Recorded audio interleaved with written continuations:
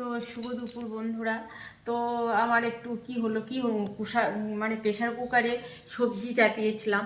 তো সেখান থেকে স্যুপটা একটু মানে কি বলবো ভট করে খুলতে গেলাম আর কপালেই পেয়ে গেল। তো একটু টুথপেস্ট লাগিয়ে নিলাম, বার্নল নেই, ওই একটু পরে ঠান্ডা হয়ে যাবে। কই মাছের জান আমাদের কিছু হবে না, হয়ও না। তো আজকে চলুন দেখাই আজকের মেনু কি।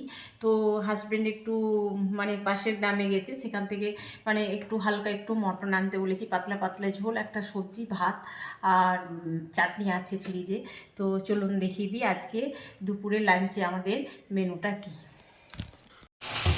আর এই পেঁপে আলু কেটে রেখেছি, আর মাংস শুধু সেন্ট, বেশি আনা করাইনি, অল্প আনা করিয়েছি। তো পাতলা ঝোল করব, ব্যাস ঝোল, একটা সবজি আর চাটনি আছে ফ্রিজে, চাটনি আছে, ব্যাস এই দিয়ে আজকে না লাঞ্চ ছাড়ব। এই যে বড় বড় পিস করে মানে আলু পেঁপে আমার যে কোনো মানে ঝোলে খেতে খুব আমি লাইক করি। আর এই কয়েক পিস আনা করিয়েছি। পাতলা ঝোল, সবজি, চাটনি রান্না করা আছে ফ্রিজে। আর এই যে আমার ছোট্ট সোনাটা এই এখানেই থাকবে আমার কাছে, হয় কাঁদে চলে বেড়াবে, এইসব।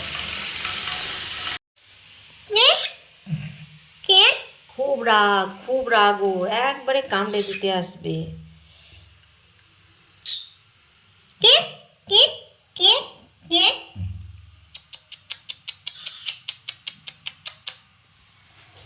তো বন্ধুরা, রান্নাও হচ্ছে কিন্তু একটা কলা, মানে শিল্প। মটনটা একটুখানি কষে, মটনটার সাথে পেঁপে আলুটা একটু কষে দিয়েছি যাতে ঝাল মশলার ফ্লেভারটা পেঁপে আলুর মধ্যে ঢুকে যায়, কিন্তু আবার যেন সেটা গলেও না যায়। তো আমি মটনের সাথে কষে তুলে দিয়েছি। আর মটনটাকে হালকা একটু প্রেসারে দিয়েছিলাম যাতে 80% সেদ্ধ হয়ে যায়।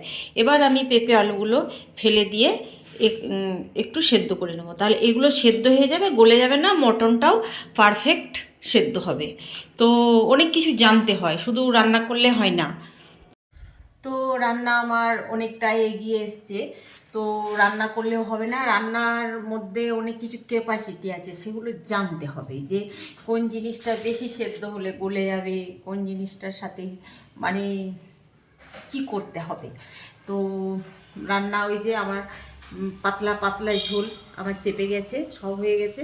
ওটা হয়ে গেলেই চুকে যাবে, ওটা হোক, লাস্ট ফিনিশিং ভিডিওটা করব, তারপর সব ভিডিওগুলো একসাথে করব, তারপর আমি আপনাদেরকে প্রেজেন্ট করব।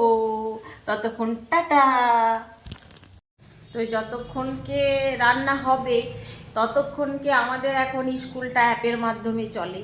তো এই যে গ্রোথ চার্ট, তো এই গ্রোথ চার্টটা ততক্ষণকে আমি আমাদের অন্য একটা অ্যাপের কাজ আমি সেরে নিই। মানে প্রচণ্ড প্রচণ্ড পরিশ্রম করি আমি, মানে প্রচণ্ড হার্ড ওয়ার্কিং মহিলা আছি ভাই। তো একটু পাশে থাকবেন সবাই। তো ততক্ষণ আমার রান্না হোক, ততক্ষণ আমি এই কাজটা সেরে নিই। টানটানা। তো এই গামছাটা আমার জড়ানো থাকে, কারণ ওই যে বেসিনে সবসময় বাসন ধোয়, হাত ধোয়া হয়, তো কোথায় খুঁজবো হাত মোছার জন্য, তো গামছাটাই আমি গলাতে রাখি। ওই রাঁধুনিরা যেমন ভোজ বাড়িতে গামছা কোমরে বেঁধে রাখে, আমার এই গলাতেই গামছা যাবে। তো ধোয়া ওঠা গরম ভাত, আর এই যে মটনের পাতলা ঝোল হয়ে গেল আমার, আর চাটনি, আর একটা 5 মেশালি সবজি, বাস এই আমাদের লাঞ্চ।